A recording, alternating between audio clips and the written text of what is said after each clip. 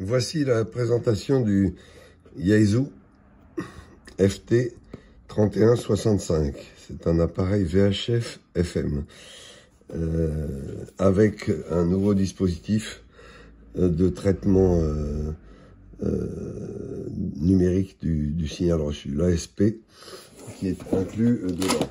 Alors évidemment, dans la boîte, vous trouvez le manuel, le poste, le micro, un cordon USB pour faire éventuellement des mises à jour de firmware. Et vous avez ici le berceau pour le fixer, les fusibles de rechange, le berceau pour le fixer, et le support micro, la visserie traditionnelle pour fixer tout ça. Voilà. Et vous avez bien évidemment aussi le cordon d'alimentation 12 volts que voici, qui est fourni avec deux supports fusibles de 20 ampères, ce qui veut dire que le poste peut tirer jusqu'à une quinzaine d'ampères.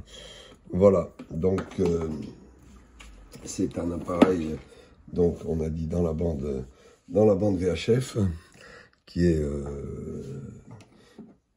assorti d'un système de traitement du signal, dont on vous fera un petit aperçu en fin de vidéo. Donc le cordon d'alimentation se branche à l'arrière. À l'arrière, vous avez la prise d'antenne, évidemment, en format PL, le ventilateur avec un tunnel de refroidissement très efficace, et une prise data pour brancher le cordon USB, et une prise de haut-parleur extérieur qui vous permet de mettre éventuellement un haut-parleur supplémentaire, malgré que le haut-parleur intégré en façade soit très puissant et très agréable à l'oreille. Voilà, donc on branche l'appareil comme ceci sur l'alimentation. Voilà. Et on lui met une petite antenne fictive à l'arrière pour pouvoir éventuellement donner un coup d'émission. Voilà. Donc l'appareil, le micro qui est ici, qui est un micro complet avec toutes les touches fonctions et des TMF et les touches fonctions que l'on peut paramétrer, se branche sur la façade avec une RJ12. Voilà. Le poste s'allume sur le bouton orange ici, en restant appuyé dessus. Il affiche la tension d'alimentation. Il peut afficher éventuellement autre chose. Et après, il affiche évidemment la fréquence d'utilisation. Ici se règle le volume, tout simplement. Et là, c'est la molette multifonction qui permet de régler les fréquences en premier lieu. Et les fonctions diverses. Par exemple, si on appuie sur la touche squelch, on peut régler le squelch au niveau que l'on veut. Voilà. Donc ça sert à plusieurs choses. Il se verrouille en appui bref sur la touche orange. Tac, vous avez une petite clé qui apparaît dans l'écran et qui verrouille les fonctions. Le haut-parleur donc sort en façade et il est assez convivial, je dirais, parce que les touches ici permettent d'un accès direct à des fonctions les plus utilisées. Par exemple, la puissance, tac, on peut la régler très rapidement ici, la puissance d'émission. On peut régler le squelch, on a vu. On peut régler les fréquences en défilement rapide. Et puis passer du mode mémoire au mode VFO, fréquence variable, ici. Après, si on veut rentrer dans les menus, eh bien, on appuie sur la touche Setup et on reste appuyé dessus. Et dans ce cas-là, là, on défile tous les menus avancés de l'appareil. On peut imaginer tout ce qu'on peut régler, l'école, le gain du micro, les touches programmables du micro, voilà, tout est réglable ici, le pas d'incrémentation, les codes, DCS et TCSS, etc.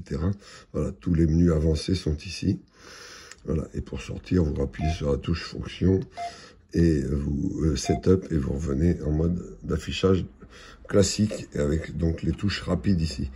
Donc la petite avancée de ce produit, c'est son système SDX ASP qui s'active ici en appuyant sur la touche SDX.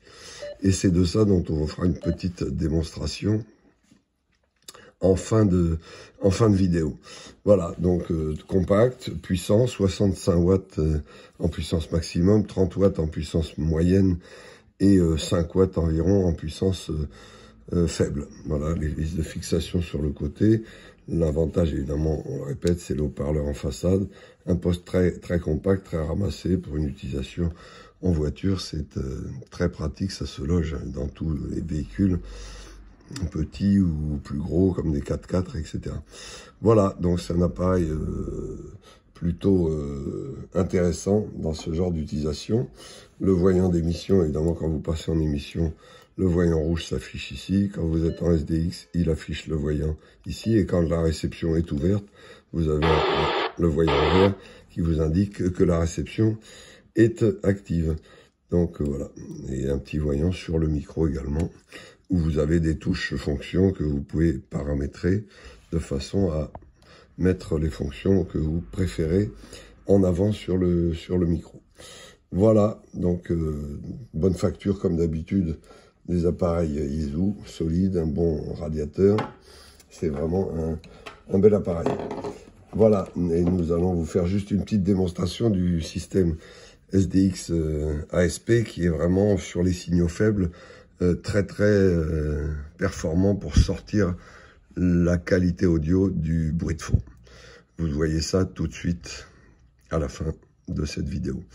Pour le reste, vous retrouverez toute l'actualité sur notre site internet gotechnique.com dont l'adresse figure ici. Sur le DK. L'essai du système SDX. Au plaisir également là, on est très perturbé.